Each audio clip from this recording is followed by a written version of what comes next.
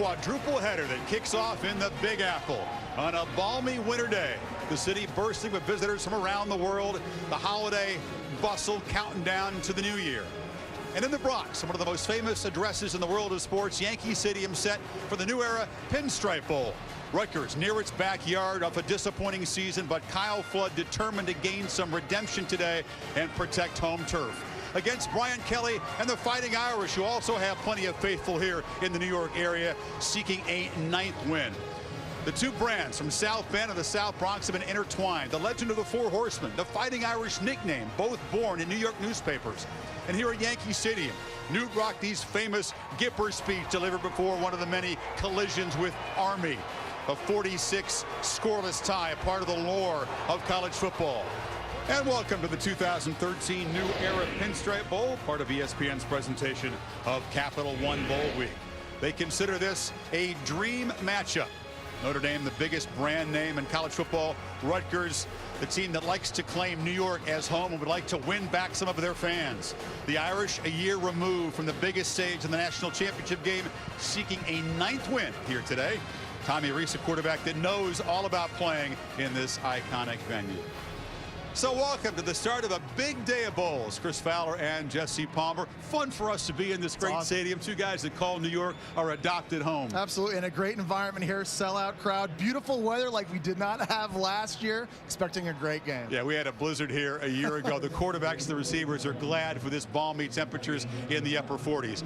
For Notre Dame, of course, this was not their intended venue at the beginning of the season. They had a chance to play for it all last year. But Brian Kelly, who's going to be calling the plays after losing both coordinators to head coaches' jobs elsewhere, says he wants to attack today. Notre Dame is going to throw the football and try and take advantage of the worst pass defense in school history for Rutgers. That means quarterback Tommy Rees has a chance to have a great day today. Physically, not the most gifted quarterback in the country, but he's very smart, makes good decisions. He's going to need to, playing behind an offensive line today that's banged up with 3 new starters up front. Now, the good news for Tommy Rees, he has tremendous playmakers on the perimeter of the field. To me, TJ Jones, DeVaris Daniels, as good a starting Z and starting X receiver as you'll see in the entire country. TJ Jones, a great route runner. DeVaris Daniels, the home run threat deep down the field. I expect Tommy Rees to look for these 2 receivers and his big playmakers early and often in this one. Some could question the Irish motivation being here. They say they're determined to send out the senior class with a victory today.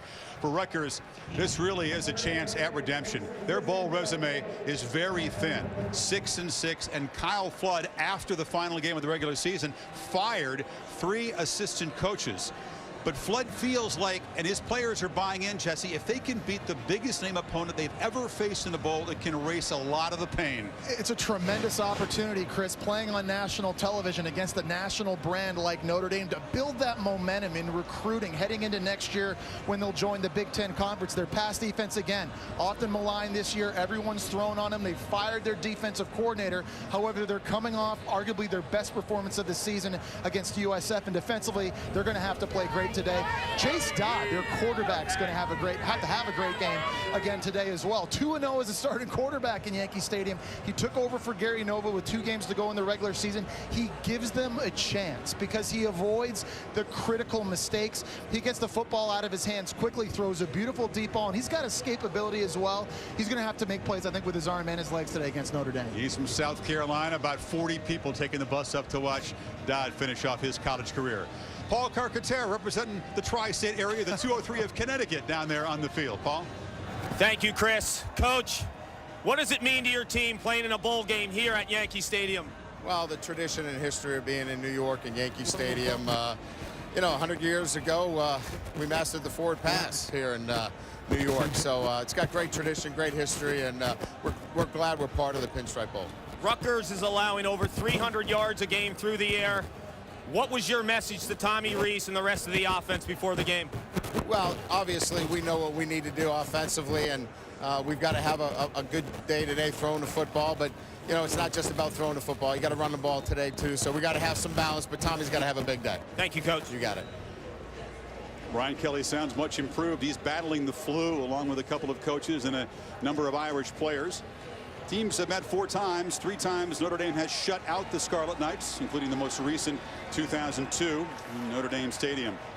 Nick Marsh, who also does the punting for Rutgers, will kick off this New Era Pinstripe Bowl. Amir Carlisle is back deep. George Atkinson, the third one of their kickoff returners and running back, suspended for the game. We'll detail that as Marsh boots it toward the end zone. And Carlisle fumbles it and will just down it. So Tommy Rees, who's had an interesting career, Jesse, maligned, criticized. He says he's learned from that. But look at the numbers. 22 wins is a big number. He's got the second most touchdown passes and the fourth most yards in history. He's been tremendously resilient throughout his career at Notre Dame. Been so much fun to watch. And he's a guy that's really the ultimate overachiever. Not the strongest arm, doesn't have great size, doesn't have great mobility. But he's such a competitor. He's such a gamer. And again, you just heard Brian Kelly. He's got an opportunity to have a big game here today. Empty backfield. Torian Folston, the talented freshman running back, lined up in the slot. So they go 5 receivers on the first play. Attacking right away, as Kelly suggested. They dump it off short. And that is caught by C.J. Prosse. And that's the kind of crossing route that's given the Scarlet Knights trouble all year. You know, you talked about how Brian Kelly is going to be calling plays for Notre Dame. Throughout the entire season, they've been extremely balanced. But I think today, you call the game to win the game. If that means throwing it 60 times, then you've got to do that. Prosse there doing a very good job over the middle of the field in zone. 20 yards for Prosse in the first play to the Irish 45. Handed up inside to Folston. He finds a little crease and hammers for about 7 yards. Impact players include this freshman from Cocoa, Florida. Folston has become the top rusher over the last 5 games, and Zach Martin making his 52nd start, a record for Notre Dame. He's anchoring an offensive line that's going to have to deal with a lot of movement from Rutgers. Darius Hamilton is a problem inside a defensive tackle. He eats up double teams, and that allows Steve Longa, a freshman who leads the nation with 111 tackles for freshmen across the country. Carlisle takes the handoff on 2nd and 3 and muscles to the Rutgers 45. That's near a first down. Kevin Snyder stopped him. We talk about these new bodies up front for Notre Dame. You've got Connor Hanratty making a start at left guard.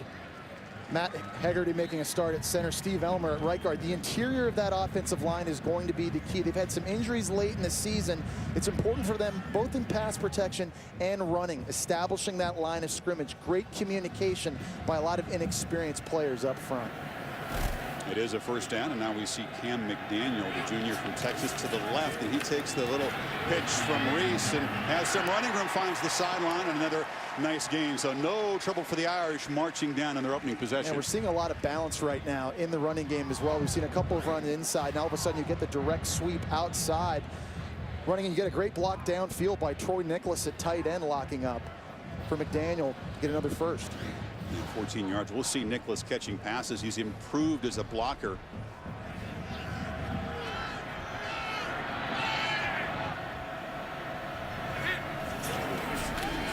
Rees, the first down throw, takes a shot toward the end zone and overthrow. No, it's caught.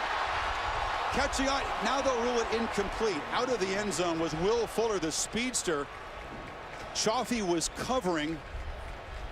Thought he'd come up with the ball, but they came in late and ruled he was bobbling it. Tommy Rees had exactly what he wanted to. The safety gets taken out of the play by number 20 Prosse over the middle. It's a perfect throw by Tommy Rees. I'm not so sure he didn't have possession. Let's take another look at it again. Gets it in 2 hands, cradles it at the end, couldn't secure it all the way through the catch. It's a split second from recording a touchdown pass on 2nd and 10. McDaniel has the left side. And McDaniel picks up about 5. You know, it's interesting, on that last play in the end zone, Notre Dame went after Anthony Chaffee, a true freshman at cornerback. He's kind of been the guy that a lot of offenses have tried to pick on. As we go back and watch this again, Fuller, he has possession of it right there. As he goes down to the ground, he loses it once his back makes impact. I think it's a good call. And missed opportunity. Empty backfield. Good protection. Rees almost never runs, flips it short, and it's caught by Koyak, the tight end. He's the tight end that does more blocking. You expect Nicholas to catch more passes, but good release valve there. Yeah, and Notre Dame does a really good job in critical downs, 3rd and 4th down. They like to go empty, get as many receivers out into the route as possible to really stress the defense. Rutgers only rushed 3 players that time. It was a nice job of Rees keeping his eyes downfield, and obviously a nice one-handed stab as well by Koyak. Get 13 on 3rd and 12.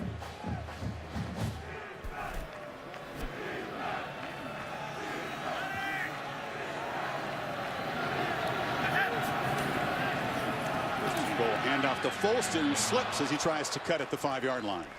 Folston's a guy, only a freshman, extremely athletic. Cam McDaniel in on the 12th play of this opening possession for Notre Dame, 2nd and goal.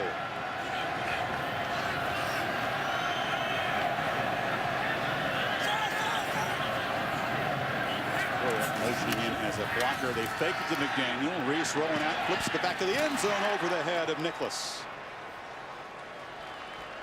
It's a nice play design by Notre Dame, looking for some misdirection. Rutgers may have been expecting run, so they run bootleg away from it. And this is really the 3rd progression for Tommy Reese. Troy Nicholas, a big 6'6" tight end. What I like about the throw is Tommy Reese protected it. Either his tight end was going to get it or nobody was, but that is one Tommy Reese good enough to make. Another missed opportunity here down in the red zone on this first drive, bringing up a critical 3rd down.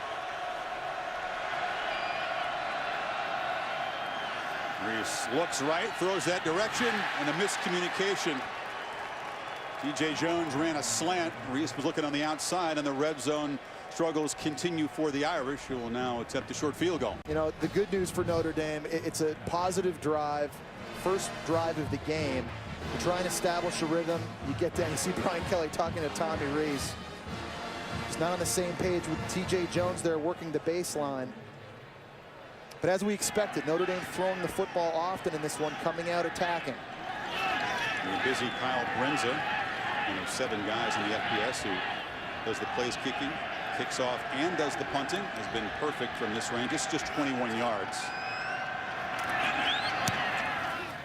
And the Irish do get 3 out of a lengthy opening drive. And I think that's big again, just getting points on the first drive. And there's a couple plays in that drive they had to convert on 3rd down. Tommy Reese did a nice job scrambling, keeping plays alive, but there was good balance, run and pass. The offensive line seemed to kind of fire off the ball well on that first possession. And for Rutgers now, I think important for them offensively, come back now and answer. Brings it a kick it to some dangerous return men. Rutgers has excellent special teams. Janarian Grant, number 1, is a freshman. He's taken a couple to the house this year. Ryan Pratt, number 7. They do this a lot. Opponents just kick away from those dangerous returners, but the upback takes it to the 38. Kevin Marquez will give the Scarlet Knights some good opening field position. So the impact players, including Paul James, not quite 100%, but the running back healthier than he's been, with a few weeks to rest up, and Tyler Croft, a very talented young tight end. Yeah, it's important Rutgers is able to run the football, set up play action. They're going to have to find a way to deal with Stephon Tuitt up front on the defensive line. He is an absolute monster. And then Jalen Smith, a newcomer and real future star for Notre Dame, playing linebacker. He's an eraser, a guy with tremendous athleticism.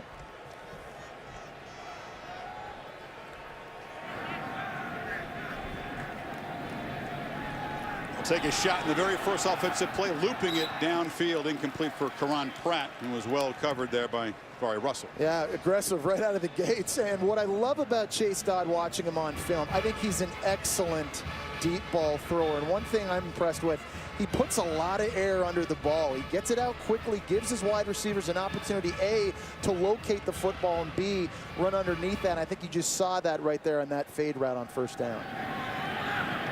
Throwing into a wind, moving this direction. Throw it in the flats. That's complete for a loss. Lujan Peel has been an increasing part of this offense. Collected it, but now it's going to be 3rd and long. You know, it's going to be a key for Notre Dame defensively to win these first downs. Win 1st and 2nd down. Try to set up 3rd and long. Make Rutgers predictable. Give themselves an opportunity to pin their ears back. The Rutgers offensive line this year have not been good with pass protection, and the biggest problem for them has been on the tackle spots. That's where Prince Shembo is going to be, number 55 for Notre Dame, here at the bottom of the screen. Rutgers has struggled on 3rd down this year, converting just 36%. Dodd goes a near side, and receiver slipped down. Again, looking for Pratt. Covered by Russell. So 3 incompletion, completion for a loss, sandwiched around 2 incompletions, then 3 and out. And interesting, you know, it's a bowl game, so sometimes you go against the grain on offense of what you're normally doing. We know Rutgers is a running team, obviously. We talked about how Notre Dame wanted to be aggressive throwing the football, and here comes Rutgers out the gate, 3 straight pass plays to start the game.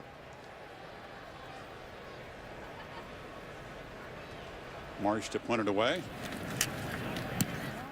It's a low boot into the wind. And Jones loses it. Scooped up by the Scarlet Knights, who have a turnover at the 20-yard line. So that low kick gave Jones trouble. Quentin Gauss recovers it for Rutgers. They needed to make a play in the kicking game. They have to win the special teams, they believe. Irish haven't had a lot of turnovers this year, but Jones right off the shoulder pad. You talked about the swirling wind a little bit here, Chris, and how Rutgers and the special teams has really kind of been a saving grace for them. TJ Jones, really their most reliable wide receiver. Again, their team most valuable player. That's a catch he makes in his sleep. And Notre Dame, or Rutgers, I should say, very opportunistic. You see the reaction on the sideline. Doing anything you can, finding ways to create that momentum now, and giving Chase Dodd and your offense the football back deep in Notre Dame territory. Quentin Gauss, the sophomore backup linebacker, made the recovery of just Notre Dame's 4th fumble this season. See if Paul James becomes more involved in this series. He motions into the backfield now to the left of Dodd. Pump fake. Don't throw it downfield. Has a man open, but overthrows. And early game adrenaline perhaps as Croft was right there. Austin Collinsworth, the safety. That's a throw Chase Dodd would like to have back. He had exactly what he wanted. Faking the wide receiver, quick screen outside to Coleman. Then Tyler Croft, who's a big target at 6'6", not tall enough to make that catch. It's a ball, obviously, Chase Dodd needs to get down. And I wonder if you're right, Chris, maybe early game momentum. Kind of, you need to get those out of you right now. Throwing the football with a ton of velocity. Just needs to calm down, relax.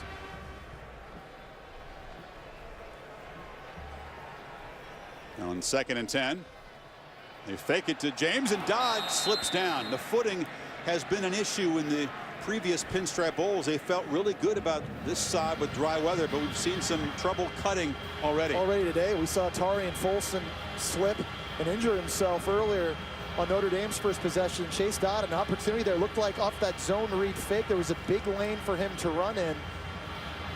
Bit of a missed opportunity, again setting up a 3rd and long here for Rutgers. This is a new turf since baseball season, of course, but it can be tricky.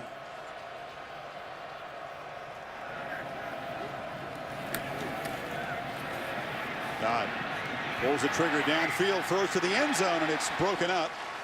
Pratt, again, the intended target. They've been trying to work on Russell, but he's been up to the task so far. And that was a rather low percentage attempt by Dodd, who had a man underneath. They're pushing the football deep down the field. They're challenging the secondary. That's a tremendous job by Kivare Russell right there. A guy, only a sophomore, who's had a lot of experience. Started a lot of games since he started the very first game last season, doing a nice job locating that football clean, swatting it away, now setting up a tricky field goal here for Rutgers. Al Federico from 36 yards on an angle. 5 of 8 this year, between 30 and 39. But no trouble. So Rutgers converts the muffed punt into 3. Still looking for their first down of the game, but now even with the Irish, as the mistake by the reliable veteran TJ Jones sets up the Scarlet Knights. The Irish force them to settle for a field goal. Marsh to kick it away. And this is Carlisle charging up to take it at the 3. Amir Carlisle looking for a crease, finds one. Rutgers excellent coverage on their special teams, but Marsh has to come up and make the tackle, and the Irish set up good field position. Jones, and the tone for the muffed punt, takes the handoff, but he'll fight to get back to the line of scrimmage. Jamal Merrill, one of the Merrill twins. Both vocal guys. But one thing about this Rutgers defense, they're very good against the run, especially on first down. They lead the nation, only giving up 2.3 rushing yards per first down, which should help them set up 2nd and 3rd and longs.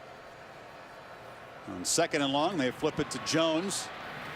Jones cut down at the 50-yard line. And that's why the math to me doesn't necessarily add up for Rutgers when you talk about how bad their pass defense is. Because if you're so good against the run on first down, you're setting up obvious passing situations, you shouldn't get gashed as often as you do. When guys can pin their ears back and get after the quarterback, it's been strange. And there's a lot of different reasons why I think Rutgers has struggled with their pass defense this year. As you take a look at the numbers, they've just gotten gashed any way you look at it. They have allowed 4 400-yard passing games. No one's allowed more. Folston gets the flip from Reese and gets to the 45. Joe Rossi is the defensive coordinator, the interim for this game. Dave Cohen fired, one of the 3 assistants that Flood fired after the regular season finale. So Rossi, who takes care of the special teams but has a background as a defensive coach, the interim today. And you don't expect the defense to change that much. He's only been their coordinator now for 3 weeks. So there might be a different flavor. There may be a few different pressures in this game, but ultimately Rutgers defensively is going to do what they do. We've called it tweaks during the 9 bowl practices, perhaps a touch more aggressive. Second down, Reese fires far side. And the catch is made. Another first down. Chris Brown, who had 10 catches this year. They expect him to be more involved. One of the young guys who's improved with the bowl practices. We talked about the dangerous wide receivers they have outside for Notre Dame, and right now I think Rutgers giving them a lot of respect, maybe too much respect ultimately. That's the true freshman Anthony Chaffee again, lining up almost 12 yards away from the wide receiver. And on this drive, Tommy Reese is taking the easy throws, 2 very easy hitch completions already. So you're saying there are plays to be made against the secondary. Absolutely, and unless Rutgers wants to get aggressive and start playing more press coverage. McDaniel running left, makes a nice cut and barrels ahead, generously listed at 5'10". He's a little bit shorter than that, but he's a tough runner, and he's got a gear, not perhaps a top-end gear. No, you're right. He's extremely quick. He's a north-south guy. When he sees it, he hits it. He goes where the football's supposed to go, and he leads this team in what they call money runs that end up in a first down or a touchdown. Cam McDaniel, not the biggest running back in the country, very, very tough runner. 8-yard gain sets up a 2nd and 2.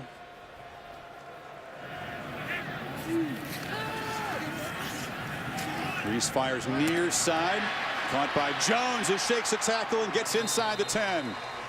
Again, Chris, another example of Rutgers just giving too much cushion outside. And guess who? It's true freshman Anthony Chaffee lining up far off these wide receivers. And Tommy Reese is going to take this all day. I mean, that's legitimately a 10-yard cushion. It's a deep curl route. If Rutgers can't get home to Tommy Reese in the backfield, he's going to take these easy throws. At some point, I think Rutgers has to decide to get more aggressive. They're going to have to come up and risk it and get in the face of T.J. Jones and DeVaris Daniels. On 1st and goal, Jones again motions to the backfield and takes the handoff. T.J. Jones knifing toward the goal line. Touchdown.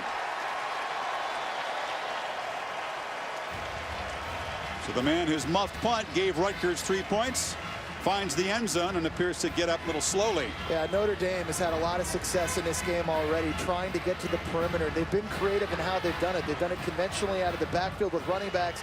And we've seen T.J. Jones on these almost fly sweep, jet sweep looks. How about Cam McDaniel out front getting a good block? Nice surge from the right side of that offensive line. A good job north-south running by T.J. Jones. Takes a big hit by Jonathan Aiken.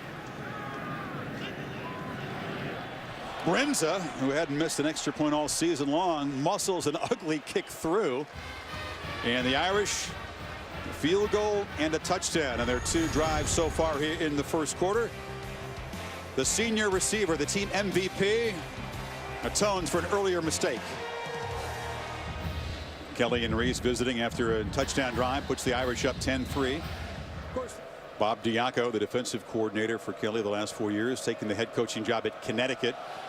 So both coordinators to replace for next season as Brenza boots it deep in the end zone.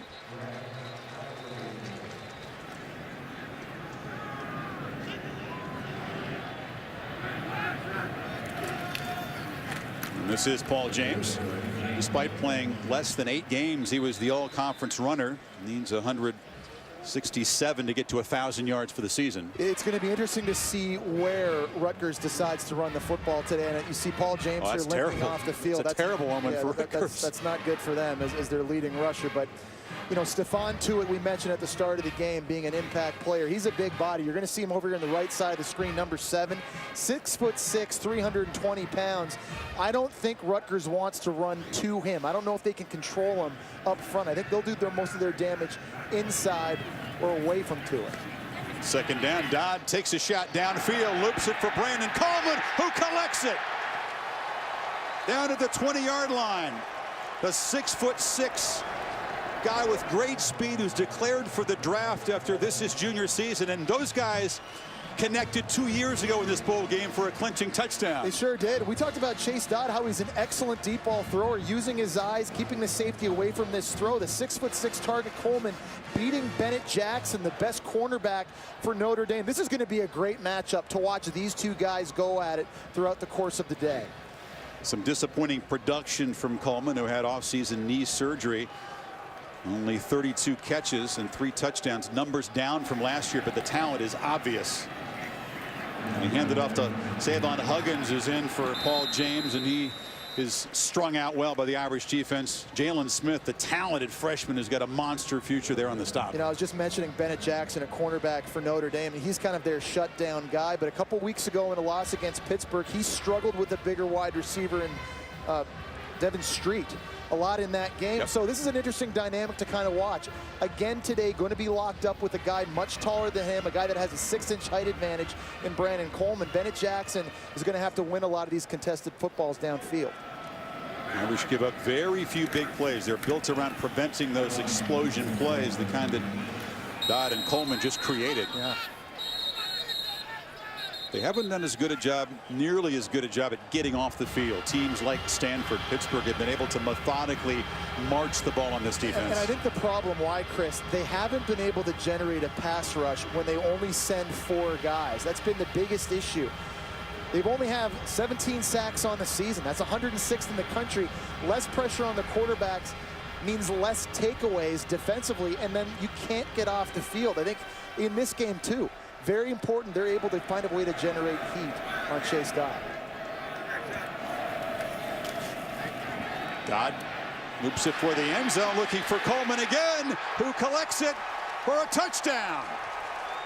Dodd to Coleman was that whole drive, and Rutgers within an extra point of drawing even. He beat Jackson again. There's the matchup we just talked about. A bigger, more physical wide receiver against a smaller corner in Bennett Jackson in the back of the end zone. Chase Dodd, very good deep ball thrower, a little play action. Fullback in the flat, not there. So give Coleman credit, won the route in the corner, but this is a matchup we're going to have to see throughout the course of this game. Bennett Jackson is going to have to be more competitive with these one-on-one opportunities. After a slow start for the Rutgers offense, a 5-play, 75-yard drive, 2 big plays to Coleman, who could perhaps up his draft stock with a big game here after a fairly unproductive season by his standards. He's been a guy that's been kind of battling injuries, knee injuries in particular, but this bowl season, these 28 days off, have kind of given him a chance to get healthy. They say he's been running as well as he has all season long, and obviously that's demonstrating itself right now for Rutgers in this offense.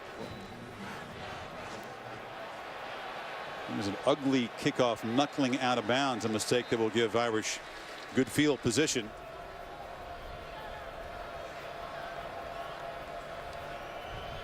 Folston bounced outside. You can see not a lot of confidence in the cut there on this field, and he'll lose a yard. I think one of the reasons that Rutgers is a good run defense, they're very, very active up front. They've got guys that can create penetration, get off of blocks. That time, Marcus Thompson doing a nice job kind of sealing the edge outside, not allowing Notre Dame to get north-south on the running game. As you'll see here, just working at number 48, working against tight end Ben Koyak. Just never gives Folston an opportunity to get north-south, setting up now a 2nd and long. It'll be interesting. Now you can see the cornerbacks now still playing with a lot of cushion.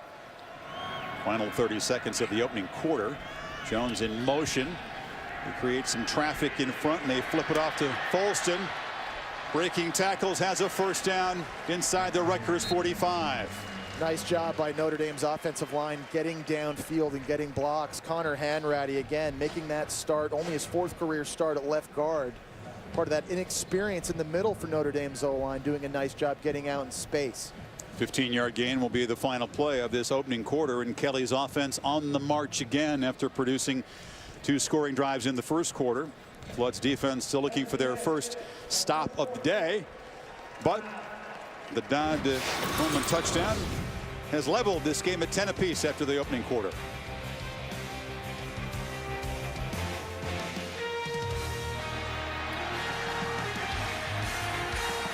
Empty backfield again. Rutgers this time showing pressure. They bring 4 rushers, have a run at Reese, who throws high, and it's incomplete. diving interception chance after Daniels couldn't collect it. Rutgers this time decided to bring pressure on a critical 3rd down and force the football out of Tommy Rees's hands early. You're just going to see pressure coming right up the middle, right into the teeth of that inexperience on the offensive line for Notre Dame. DeVaris Daniels couldn't handle the high throw. Notre Dame very lucky that football wasn't intercepted. Daniels a catchable ball and a slow start for the junior wide receiver who's had a good season. So Brinza from 38 will try to cash in the interception for 3 points. And he does. But that's a win for the Rutgers defense. No doubt about it. Sudden change, giving up only 3 points. They've had 2 drives back-to-back now that should help them gain confidence. Endell Moore on the carom off of Coleman, but the Rutgers defense forces a field goal. A youth clinic, and ringing the opening bell along with Notre Dame's captains, 2 coaches there on Thursday. And the good news is when you ring the opening bell at the New York Stock Exchange, you want it to go up, and it was up 122 on Thursday. You get to do a lot of really cool things at the New Annual Pinstripe Bowl. They go to the top of the rock. They get to, ring open the Stock Exchange. They go to the 9/11 Memorial. For Rutgers, obviously, this is just a short trip across the Hudson River. But for Notre Dame and their players and families and friends, a lot of them have never been here to New York City. And you and I are spoiled living here. We know how great of a city this is. But this is just a tremendous week for both of these teams, their families, their coaches, and their fans. Both teams talking about a motivating force just being here in New York, the novelty of playing in Yankee Stadium as opposed to a more generic bowl setting. Brings it to kick it off into the wind. Chance for Janarian Grant, the freshman who scored a touchdown on his first career touch. 100-yard kickoff return in the opener against Fresno State. Gets that out across the 35. Meanwhile, Paul James back in the game, and he has a crease. The big fullback barreling out to the 50-yard line, lowered his shoulder on Jalen Smith, who made the tackle, but certainly good news that James could return. It's great news, and he has tremendous vision. It's as if his feet are attached to his eyes. When he gets a chance to see a crease, he hits it right away. He's not the fastest running back in the country, but because of that vision and his ability to react to open holes, he already has 4 runs of over 50 yards this year. Only 1 of 8 running backs in Football Bowl subdivision that can say that. Only 210, but he feels like a more physical player. Lowered his shoulder well there. Say it on Huggins now in the game. They fake it to him, and Dodd over the middle finds the tight end.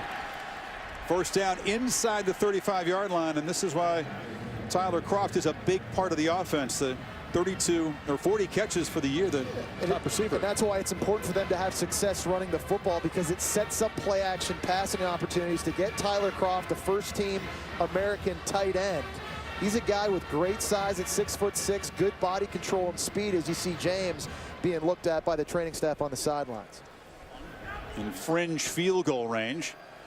Dodd steps up, avoids the pressure, and will try to scramble for it. And Chase Dodd showing that improved running ability at the quarterback position that his presence has brought. I'm not sure how he got out of this one. It looked like Notre Dame had him corralled in the backfield. The guy I was watching was Prince Shembo coming off the left side of the formation.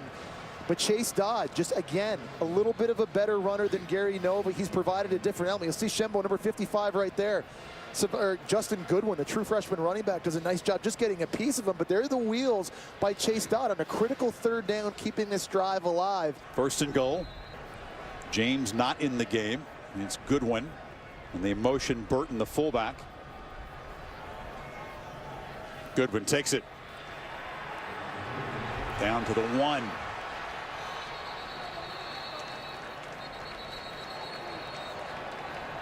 After a slow start, Jesse, this would be huge for Rutgers, and that belief, the energy that Paul talked about to take the lead here. No doubt about it. And, the way their defense has played here the last couple of possessions and the way their quarterback is playing, and again, finding ways to build momentum, game type changing plays, and whether it's a quarterback getting out of the pocket and scrambling, whatever it takes to keep drives alive, and trying to be physical here right now.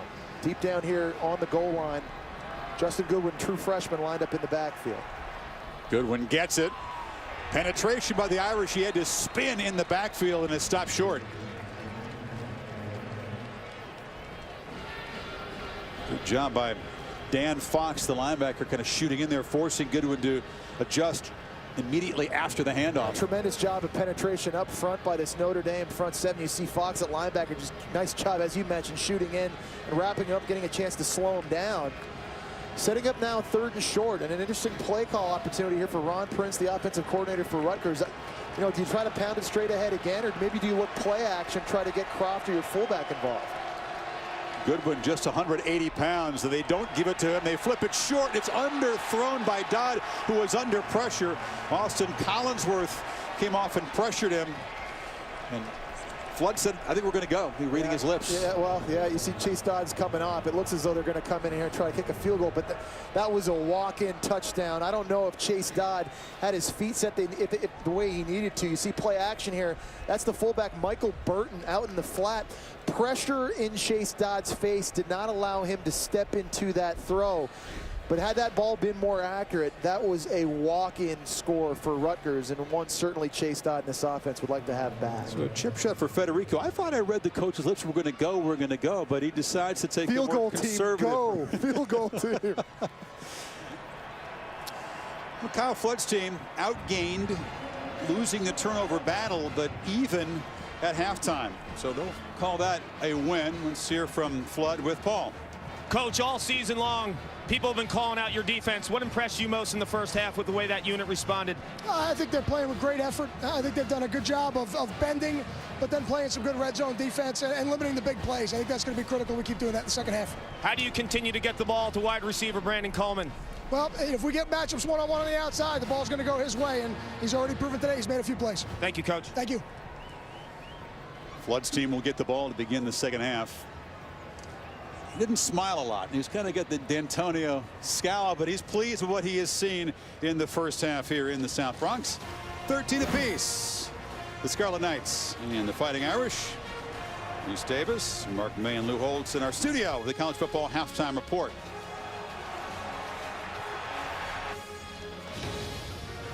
We are set for the second half of the New Era Pinstripe Bowl, part of Capital One Bowl Week, tied at 13 on a balmy, sunny day in the Bronx. Rutgers, the 2-touchdown underdogs in this game, Jesse, run 29 plays, left a lot of potential points on the field, -1 in turnovers, and yet tied. Yeah, on offense, the X factor has really been the play of quarterback Chase Dodd. We said at the start of the telecast he was going to have to be able to make plays with his arm and his legs, and he showed tremendous escapability in that first half, running the football when things broke down, keeping his vision downfield, keeping his calm, getting outside on critical down and distances. It's going to be imperative that Notre Dame in the second half, when they've got opportunities to get Chase Dodd on the ground, they've got to accomplish that. For Notre Dame, they need to have more balance on offense. They've got to get back to having success running the football. We know they're inexperienced up front on the offensive line. They've had to be creative. Their best running plays have been handoffs to TJ Jones. That has to change in the second half. They've got to be a lot more conventional on offense, handing off to running backs and finding success. Again, if you joined us late, Kelly calling the plays with his offensive coordinator Chuck Martin taking the head coaching job at Miami of Ohio. George Atkinson suspended for violating a team rule. Torian Folson has been the featured back in the second half of the season for the Irish. He's been in and out of the lineup dinged up. Paul James has suffered an injury. He's been in and out for Rutgers. So both offenses are dealing with some stuff. We got a lot going on. Yeah, you could call that stuff. And Grant will have a chance at the 1. And the freshman sheds a tackle or 2. Stays alive on his feet out across the 40. Grant still running into Irish territory. And you see the dangerous kick returner who scored in his first career touch. Almost broke loose there. Yeah, special teams all year long really has been one focal point and a positive for Rutgers all season long. And Janarian Grant, only a true freshman. Tremendous vision. At the same time, poor tackling by Rutgers, and Grant makes them pay, setting up beautiful field position here in the opening possession of the second half. Russell saved the touchdown. Brinza showing why he's a kicker and a punter. Looks like me out there. So Dodd, great field position to begin this third quarter. And James is in the game to his left, which is good news. Oft injured running back. You need him to have an effective ground game, and he gets it, but again, slips. Footing has been an issue. Footing has been an issue for the entirety, really, of that first half for both of these teams. Yeah, I think it's going to be important here in the second half, and I've mentioned it. Notre Dame's got to be able to find a way to get that guy on the ground up front. Stephon Tuitt, Prince Shembo right now playing the defensive end positions in a 4-down front. These guys have to be able to create heat upfield and get Chase Dodd on the ground, start creating negative plays. Gary Cook's the interim defensive coordinator today, with Diaco going to UConn on 2nd and long. Dodd pressured and dropped. Sheldon Day was the first man to get him and finished off by Schwenke. Let's go to Paul. Well, Chris, I just caught up with Brian Kelly, Notre Dame coach. I asked him about the health of TJ Jones. Good news for Fighting Irish fans. He's back in the game. He had a cortisone shot at halftime. He said he'll be good to go. Missed opportunities was a focal point on offense. He said the drop by Davaris Daniels really crushed them on offense when they had an opportunity to score, and they're slipping all over the place. You mentioned it, Jesse. The footing here, he said, is real rough. Ball on 3rd and long. Dodd takes a shot downfield, looking for Coleman. Well defended there. Russell, who was picked on early, broke up that pass. But there's a key for Notre Dame, getting the sack on 2nd down and setting up 3rd and long, where it's obvious what Rutgers is going to do, allowing yourself to play big zone coverages. We talked about it all game long. Notre Dame has been very bad this year with only 17 sacks coming into the day, and they're not a defense right now that wants to sacrifice a lot of guys blitzing. So that front four, it's imperative as this game goes on. Get more pressure, make Rutgers, just make them a more obvious offense, way more predictable. 105th in sacks, but that was a huge one. Marsh boots it away, and Jones is back there at the 12-yard line, lets it bounce, and it'll go into the end zone.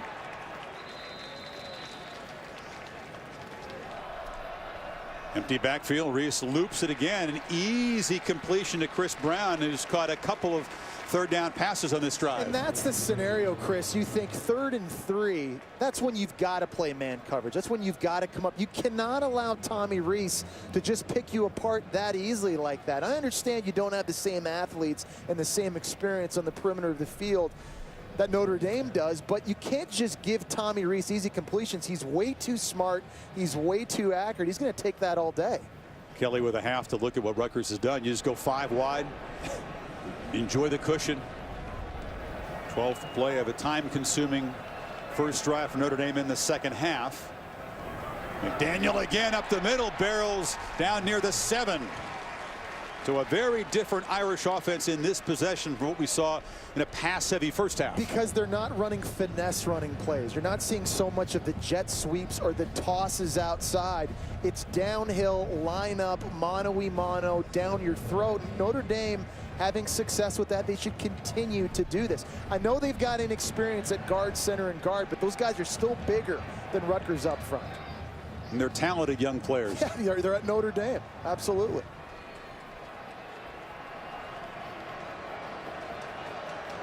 Jones motions into the backfield. They hand it to the wide receiver, sweeping left, and a frustrating slip again, just as Jones was pointing toward that end zone. That prevented a touchdown. There's a late flag on the field, but if Jones had been able to keep his feet, they had the edge sealed. TJ Jones would have walked in for a score. After the play was over, personal foul, unnecessary roughness, offense, number 85, 15-yard penalty from the end of That's the tight end, Nicholas, and that is a huge penalty. We've seen a bunch of huge penalties. We talked about composure, and right now Notre Dame isn't the team playing with the best composure. Stephon Tuitt had a critical penalty in the first half, as did Jerron Jones.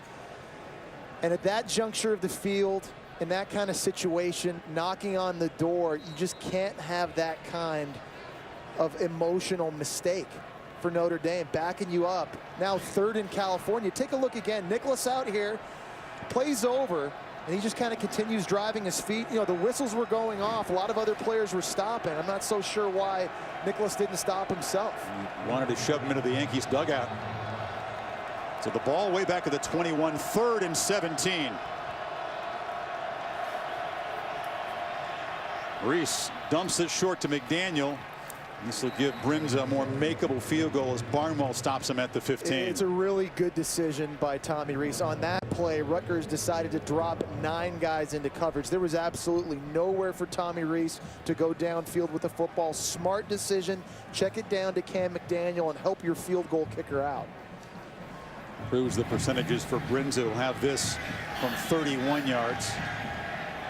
Very reliable from this distance. Missed earlier into the wind here from 44.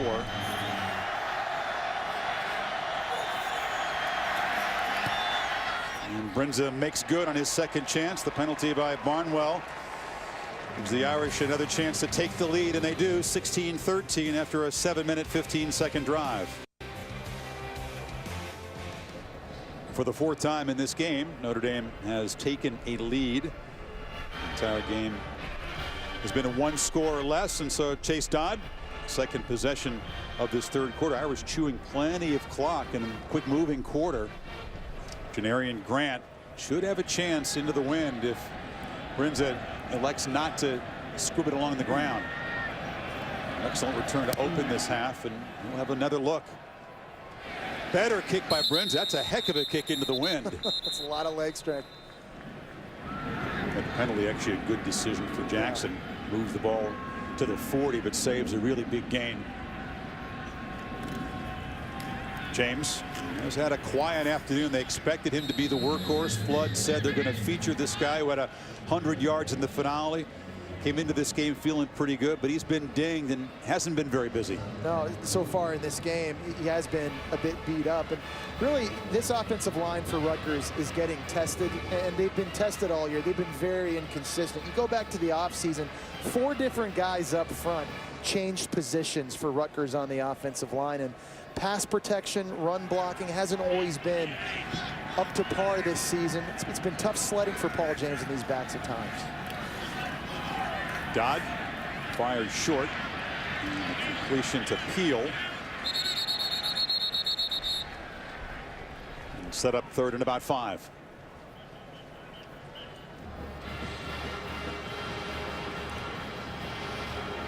Paul, what have you learned down there? Freshman linebacker Chris Jalen Smith, he's lived up to the hype. He just made that last tackle. He's third on the team in tackles this season. He's playing the dog linebacker position, which requires great versatility and athleticism. One play he can be in the slot guarding wide receiver, which he was the play before. The next he's taking on a 300-pound lineman defending the run. At 6'3", 230 and 4.4 speed, this kid is an absolute beast. And a massive future. Irish fans expect to have him for a couple more years. Huggins in the game drops the pass, and he had an easy first down if he'd caught it. That is a play to remember for Rutgers. A 3rd and 5 when Huggins, who's a good third down back, that's his wheelhouse, that kind of a catch. Yeah, no doubt about it. There's just been some miscues here. That's a good, accurate throw by Chase Dodd, an opportunity for Savon Huggins to go potentially convert that first down. Of course, you know, there's a missed touchdown pass opportunity earlier in the game for Chase Dodd to a wide open fullback they didn't hit on. Just got to tighten up here with respect to the execution on critical downs. Marsh boots it, gets it in that jet stream. And this one will stop dead. Down at the 2. Marsh pumping his fist. Celebrates. It didn't get better than the punter like that. Use the wind, boot it deep, and get it down. And another example of outstanding special teams by Rutgers. Scarlet Knights have the Irish backed up, but McDaniel muscles ahead for 5. They're running behind left tackle Zach Martin right now, and I love that idea. You know, you watch film on Zach Martin, and he's a first-round talent, bottom line. Unbelievable technician. Every defense he faces puts their best pass rusher against him, whether it's Kyle Van Noy, BYU, Trent Murphy of Stanford, Leonard Williams of USC, Shalik Calhoun of Michigan State. He gave up 0 sacks to any of those All-Americans. This guy is an eraser. After the defensive timeout, the Irish dive ahead for a first down. Folston carried, and the Irish offensive line doing its job to get out of the shadow of their own goal line. And back to Zach Martin, who's just been, you know, a 4-year stud. To start at the tackle position, all but a couple will start right there at the premier offensive line position, the left tackle. It's just amazing. I mean, you have to be so gifted athletically, and I think that's one thing that flashes when you watch him on film. Unbelievable technician, good with his hands, great with his feet. He's nasty, and most impressively, he's been able to stay healthy. If you can start 52 straight games, you know, it's hard to do, especially at that spot. This is McDaniel running around the left side. As a first down hit from behind, but again running behind big Zach Martin. You just said the key word, left side, and that right now is where Notre Dame is generating all of their effort. There's a simple zone play with the ability to cut black. Zach Martin there gets the seal block on the edge. He's as equally, I think, as productive, not just pass blocking, and that's what he gets a lot of credit for. But he's a very, very good. He just road graded a couple guys. Yeah, I mean, he just takes them down the line of scrimmage and piles them up on each other. He's got that nastiness, which you love to see in a left tackle. Daniel again working the left side, busting forth. They've gone from the 1 to the 41. It's a different game plan now from Notre Dame, and this is the way it should be right now. Road grading right now, letting the bigger bodies up front impose their will on this line of scrimmage. Talking about Zach Martin again, take a look here, left tackle, working down against Darius Hamilton, just getting foot position inside. I mean, those are two future starters in the National Football League going toe-to-toe. Martin won that battle, turned Hamilton sideways. Final minute of a fast-moving quarter dominated by Notre Dame's ground game. 2 yards for McDaniel. Maluski on the stop. It'll be interesting to see if Notre Dame continues running the football here in the fourth quarter once they get the wind at their backs again. Of course, that's where Tommy Rees had all of his success in the first quarter throwing it. I do think they should just continue what they're doing. Run the ball, force Rutgers to prove to you that they can stop you.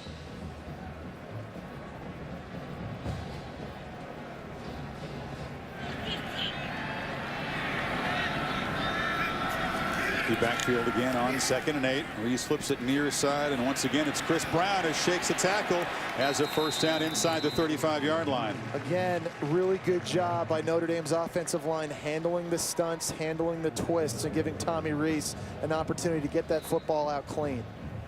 So the Irish will turn around, have the breeze at their back in the fourth quarter with a 3-point lead and looking for more. Notre Dame's offensive line dominating the third quarter, chewing clock. 16-13 with 15 minutes to play at Yankee Stadium. Fourth quarter begins with Tommy Rees and the Irish, a 1st and 10 at the Rutgers 33. Irish rushing for more yards in the third quarter than in the entire first half and held the ball for 11.5 minutes. The 1 field goal enough to gain a slim edge as the final period begins.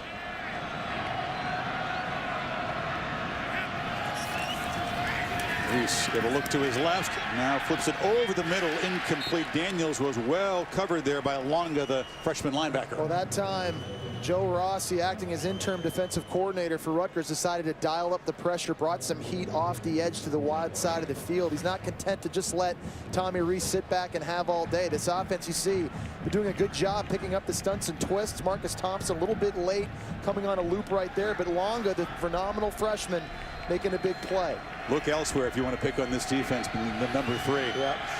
Pressure up the middle, picked up by Notre Dame. Rees has time, and he has Nicholas for a first down. Tight end still rumbling down to the 5. This offensive line for Notre Dame has just picked their game up here in the second half. We've seen them assert themselves in the running game, getting pushed. But what about the pass protection? Look at this pocket Tommy Rees has to throw from. And Rees is listed at 6'1". I'm not even sure if he's that. It's hard at times to see this well going over the middle of the field. Because of the pocket, he gets an easy target to throw to, and 6'6" tight end Nicholas. Water just bounced off him. Pitch and catch. And 1st and goal. McDaniel has it. Good penetration again. Waters that time, his safety flew up in there. So here is where Notre Dame offensively finally has to execute. And this is the area of the field today where they've had a lot of their trouble. First drive of the game, they get down into this end zone area. They miss some opportunities throwing the football. On their last possession last quarter, we saw them get a critical penalty in this area of the field when they were knocking on the door.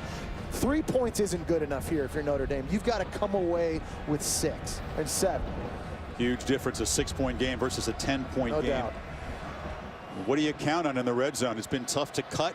I think the tight end. I think he's the weapon right now. Rees looks over the middle, back of the end zone, incomplete. Jones was there Waters defending. The Irish have been close to touchdown catches today. This is a play they ran on 3rd down of their very first possession, came up incomplete. This is a good throw by Tommy Rees. He wanted Nicholas, his tight end, over the middle of the field.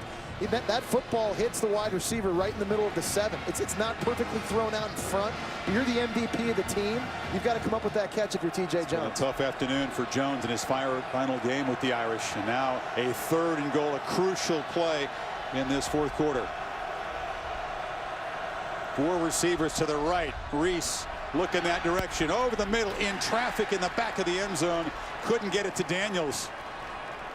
It's the 3rd time in this area of the field Notre Dame has tried this pass concept where they're hooking up receivers on the inside, trying to force defenders to squeeze, and they're opening up the back baseline of the end zone for wide receivers TJ Jones and DeVaris Daniels to take advantage of. There's small windows to throw into, and they're 0 for 3 on those plays right now. Kelly says, frankly, he doesn't think that the play calling has always been great in the red zone. The execution hasn't been there this season, and the struggles for the Irish continuing in this bowl game in this area. So it's Brinza from 25. And the lead is now 6, but that's another win for the Rutgers defense. Bend but don't break, and we've seen that all game long. Notre Dame has put together long drives. When they've gotten down in the scoring zone, they have not been able to come away with touchdowns. That's a win for Rutgers. 91-yard drive, chewing almost 6.5 minutes, but the lead just 6. Irish dominating in the second half so far. 2 long drives, but just 2 field goals to show for it. So still some unease on the Notre Dame side as Rutgers, the dangerous Mr. Coleman, will get the ball back just down 6. I think that's the key right now moving forward. Big number 17 for this Rutgers offense. Where is he lining up? Who is he matched up against? Oftentimes tonight it's been cornerback Bennett Jackson. How many more times is Jay Stott willing to give him shots downfield? He's got to give him a couple more, I think. Brinza with the win decides to kick it away from Grant, scoots it along the ground, and Grant will collect it anyway inside the 15. Janarian Grant has a little crease, shakes free of the man. Another excellent kick return by the freshman, and the Scarlet Knights down 6, start in Irish territory. Hate to beat a dead horse, but special teams keeps showing kick it away from him. At some point, or kick it out of bounds or something. But you see here again, the small true freshman, tremendous vision, hard to tackle. You can't go high in Notre Dame. Their kickoff coverage team has really struggled all game long. Huge part of the win over Arkansas. We talked about the touchdown on his very first career touch at Fresno State, and he's had a big afternoon. And special teams plays, a 44-yard return there. He had a 52-yarder earlier, enormous for Rutgers. Dodd pulls it, keeps it around the end, and just got tripped up. Could have been a big gain, but Jackson grabbed him by the ankle. I love this added wrinkle that Rutgers has been using now since Chase Dodd took over against UConn late in the season. Zone read, defense, everybody clamping down on the running back, and there's Dodd. That's a touchdown saving tackle. That's a terrific play. Yeah, Jackson had a reverse direction, go back there, just got a hold of the quarterback, who still picked up 5 on first down.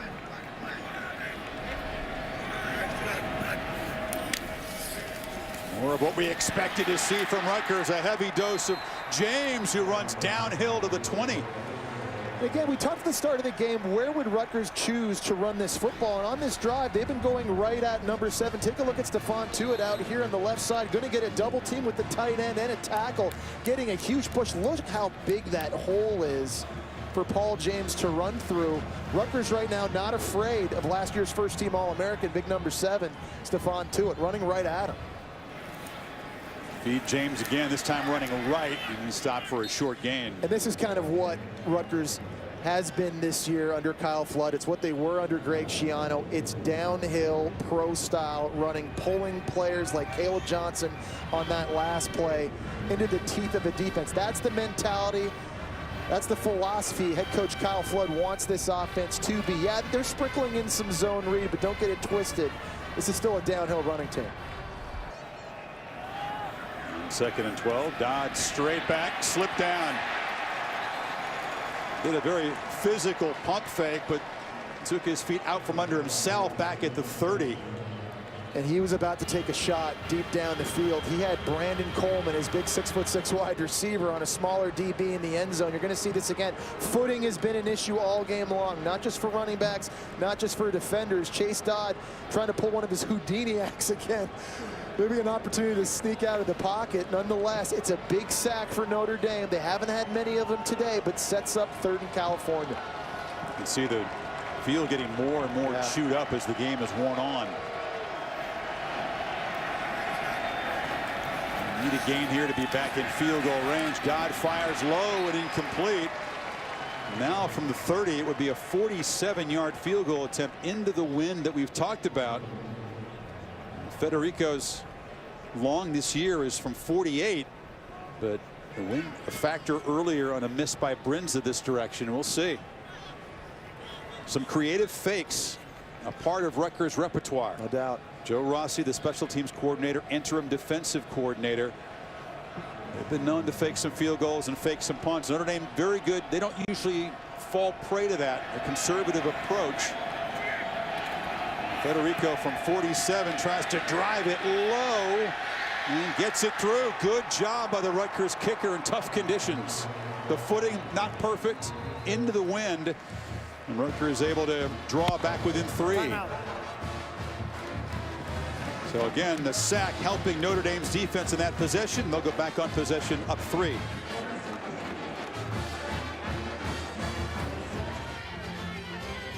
Well, field goals, the Pinstripe Bowl has been for you. 7 of them so far here. We thought, frankly, both offenses would enjoy more success than they have. They moved the ball, but the red zone has been a problem area again for both teams. I think it's really important Notre Dame able to continue running the football and get back to that being physical up front, something they've had a lot of success here with in the second half. Close game like this, 3-point game where you want to keep possession, give yourself opportunities. You got to be able to run the football. If you're Kelly, what do you trust now? Do you trust your offensive line, try to grind it away? Absolutely. Do you let Reese take a shot? I think the offensive line has proven to you in the second half that they're ready to take this game over. They've shown that in both pass protection and run blocking. Carlisle at the 1. Notre Dame not able to create the big plays on the kickoff return that the Scarlet Knights have. So 2 long time-consuming drives to the Irish after halftime, both resulting in field goals, and they hand it to Folston to start this drive. Paul? Well, Chris, it's no surprise the offensive line of Notre Dame has been successful this half. The last 2 times that unit was on the sideline, Coach Brian Kelly and quarterback Tommy Reese were with the big guys, going over protection schemes and where the pressure from Rutgers was coming, and more importantly, Jesse, how they could run the ball with success. Very successful, Paul, in the 3rd quarter, and a good carry on first down there. This time they flip it to Folston in the flat. Gets a couple of blocks and picks up about 5. And that's basically an extension of the running game, just throwing kind of the ball out there in the flat. But it's interesting, you know, head coach Brian Kelly took a different approach to this bowl season. A lot more physicality in practice. They had live scrimmages, something he probably had wished he had done more often, regretted it last year before the national title game in Alabama. Didn't do it, and maybe that showed up with poor tackling, not as good up front on the offensive line. Yeah, and I think the flip side of that, too, is you give your offensive linemen live reps, and I think that's showing up right now as they're starting to dominate. The throw on 2nd and 11. Nicholas running free in the secondary down near the Rutgers 40. You see how talented this guy is. He'll be a big part of the offense next year as well. Well, you know, he's considered a 2nd-round projection if he does come out, but for a big guy at 6'6", 270, he moves so well. Was a linebacker up until the spring of 2012 when they converted him over. Just got great ball skills, and you're seeing now running the football with more success, going play action, forces those linebackers to suck up and opening huge holes over the middle of the defense to throw into. Averaging almost 20 yards in his 4 catches. This is Daniels, gets a block on the edge. He'll stiff arm. Workman-like gain on first down. You're getting a block by Troy Nicholas out on the perimeter. I think that's the advantage you have when you've got a big athletic tight end like that. You can line him up outside over smaller linebackers and smaller safeties, spit the football out to a guy like Tavares Daniels, and you basically have an offensive lineman in front of him with the lead block. Again, these quick throws now we're seeing from Notre Dame, extension of the running game, setting up 2nd and 3rd and manageable. Tight ends here replacing a Mackey Award winner and Tyler Eifert, who's got almost 40 catches for the Bengals in his rookie year. Fourth position for the Notre Dame offense again this season. Empty backfield on 2nd and 6. Reese thought about taking a shot, now dumps it down for a first down to the 30-yard line. It's Cam McDaniel at running back out there running a wide receiver route in a curl. That's very impressive going up against a true freshman cornerback and Nadir Barnwell. It's interesting, Chris, you just talked about the tight end tradition Notre Dame's had. You mentioned Tyler Eifert. What about Kyle Rudolph before that? I mean, they've been very, very fortunate. Troy Nicholas now. I thought you were talking about another guy who wore 85 at Notre Dame. Oh, my brother Billy. He did play tight end here at Notre Dame. Also wore number 85. I don't think he was quite as athletic. Not one of the cornerstones of the tradition. No, also position. no. I mean, listen, I taught him everything he knows. Thank God for him. He was a way better athlete than I was. And the handoff there, that's Fuller, the wide receiver, came in motion. A play they've used with Jones a few times today, picks up about 4. You know, Brian Kelly told us he was excited to get back to play calling on offense, and this really has allowed him an opportunity since Chuck Martin left to become the head coach at Miami of Ohio for him to get back on the field and kind of get hands-on with his players. We've seen a lot of creativity. Again, he got this job in big part because he's one of the best offensive minds, I think, in football, period. It's a reason why the Philadelphia Eagles interviewed him last year. There's reports right now the Detroit Lions may be interested in interviewing him again this season. Lots of creativity with his play calling on offense. Bolston breaks into the secondary. First down inside the 15. This running back position is going to be loaded next year. When you look at Folsom coming back, Cam McDaniel, Amir Carlisle, George Atkinson's the third. But running to the left side again, Zach Martin just clearing out a way. It's a huge hole. You know, Greg Bryant, the #2 high school running back in last season's class, who redshirted this year, he figures to be in the mix as well. There's going to be a lot of good ball carriers and a lot of competition in this backfield. Looking forward to 2014. Yeah, the question for Notre Dame next year will be replacing some studs on defense. No doubt. This team will score a lot of points in 2014. Bolston trying to score points now inside the 5, and this should be huge. The Irish grinding away again. They've dominated the second half of the offensive line, haven't yet found the end zone, but a touchdown here could just about clinch it. It's demoralizing for this Rutgers defense. They were only giving up 2.7 rushing yards per carry in the second half this year. That's the second best total, and right now they're getting worn down by a much bigger, much more physical Notre Dame offensive front. 9th play of the 3rd long march in this second half for Notre Dame. Bolston hesitated after the handoff, and he'll get nothing. Okay, now don't stop. If you're Notre Dame, don't stop running the ball. We've seen them get down in this situation oftentimes today. Now is where they start trying to get cute. They start trying to throw it. They've got these kind of backdoor throws on the baseline. And Tommy Reese is a heck of a quarterback, and you've got big playmakers. Go ahead and continue running the football now. Let your guys up front continue to take the game over. Problem area all year, and again this afternoon. Can the Irish punch it in? Rutgers, a stop keeps them alive in this game. Bolston breaks a tackle, dives to the end zone. Touchdown, Irish. To the left side again behind big Mr. Martin. And Tommy Reese, who had a 300-yard passing game, the 7th of his career, delighted to just hand it off and let the big guys work. Look at number 70 on the left side of the field. He just marches a silver helmet about 6 yards into the end zone. Strength of Rutgers defense all year was stopping the run. They gave up a ton of passing yards, but their strength negated by the muscle of Martin and those guys up front. McDaniel and Folston in this second half running behind the big fellas. Irish finally find the end zone in this second half and lead by 10.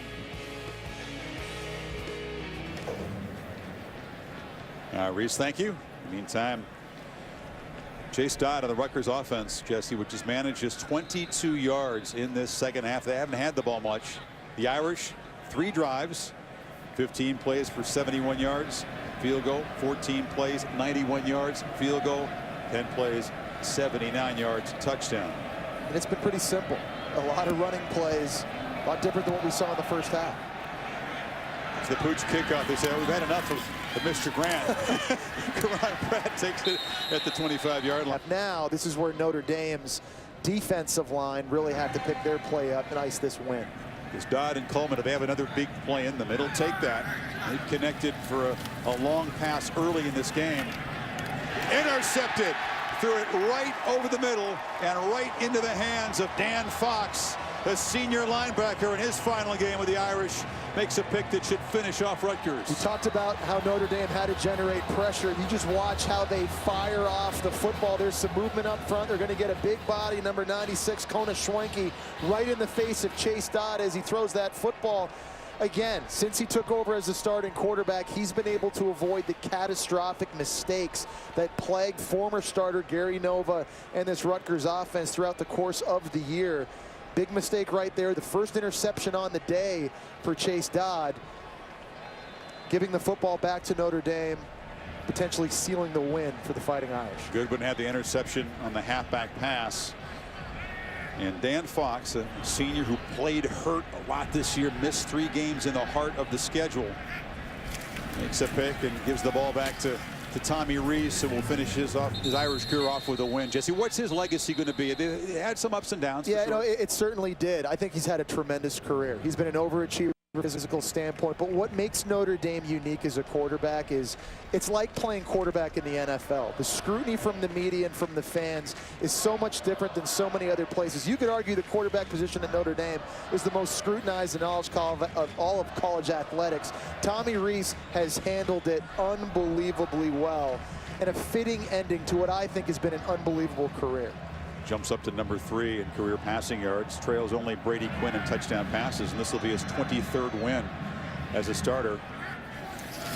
Not being a part of that, so many of those wins in last year's perfect regular season, but a guy who came off the bench, who had some big roles in wins in which he was not the starter. You know what, Chris, there are a lot of times he could have left. I mean, he could have transferred. Go back to 2 years ago. He's the starting quarterback. He loses his job to a redshirt freshman, didn't transfer, stayed around, saved the team last year in games against Michigan and Purdue on their way to a BCS National Championship appearance. He could have left again this past summer, but he stuck it out.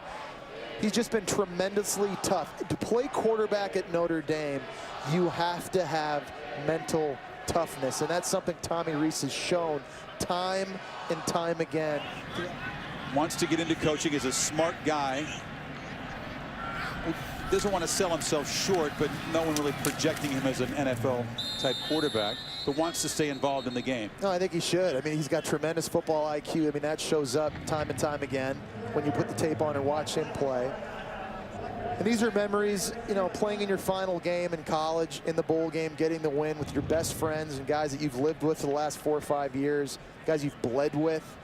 These are some of the best memories as a player that you'll carry with you throughout the rest of your life.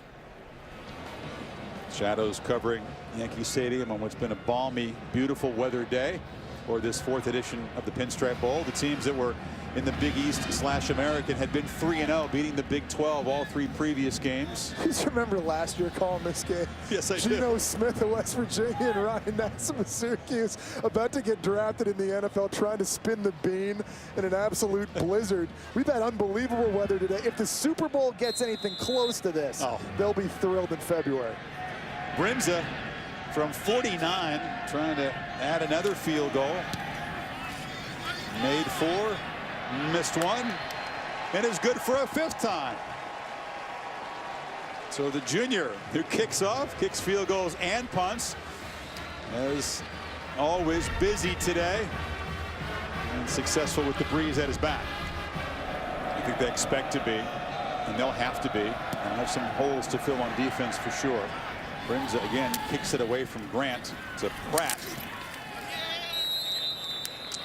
Brian Kelly visited the parents of Golson in South Carolina, told him what to expect, the scrutiny as he returns to school, but I think everybody eager to see how he'll perform next season. Without question, and Coach Kelly actually flew down there to South Carolina, laid out all the expectations to Everett Golson, but the majority of the meeting was about the microscope that he'll be under when he does return. Everyone, like you said, Jesse, knows every move a Notre Dame quarterback makes, but word on the street, and you mentioned it too, Chris, a bigger, faster, stronger Everett Golson. This offense will be limitless and perfect for what Kelly wants to do. And Paul, it's been almost like a pre-draft workout session with Whitfield and Golson, as Dodd tries to scramble free. He'll get near a first down at the 40-yard line. 188 when he got there to San Diego, 212 now. Wow. 24 pounds of muscle gained for Golson. You know, I think one thing we've seen, an interesting theme for Rutgers here in the second half, was how they had the football run against them. And I think when you project forward to Rutgers moving into a new conference in the Big Ten, what has to change? And I think it's going to be the physicality up front on the offensive and defensive lines. I think Rutgers needs to get used to seeing bigger, more physical offensive line like they saw today against Notre Dame, week in, week out, playing in an absolutely brutal division in the new Big Ten. That's for sure. They're doing away with legends and leaders as Dodd on 3rd and long delivers over the middle, incomplete. It's going to East and West, and Rutgers, along with newcomer Maryland, which will come off a bowl loss as well into the Big Ten, draws that east side. All you got to deal with over there is the Buckeyes and the Spartans and the Wolverines and the Nittany Lions. I mean, that is tough. I mean, the good news for Rutgers, they've got all the running backs coming back, 4 offensive linemen. They got some playmakers at wide receiver, and Gary Nova is expected to be the quarterback, although he is going to have to battle for the position in the offseason. 7 starters back on defense, too. That's a tough slate of games to have to deal with. Dodd. They'll try to flip it short. Pratt will try to make something, and he will get into Notre Dame territory and get the first down.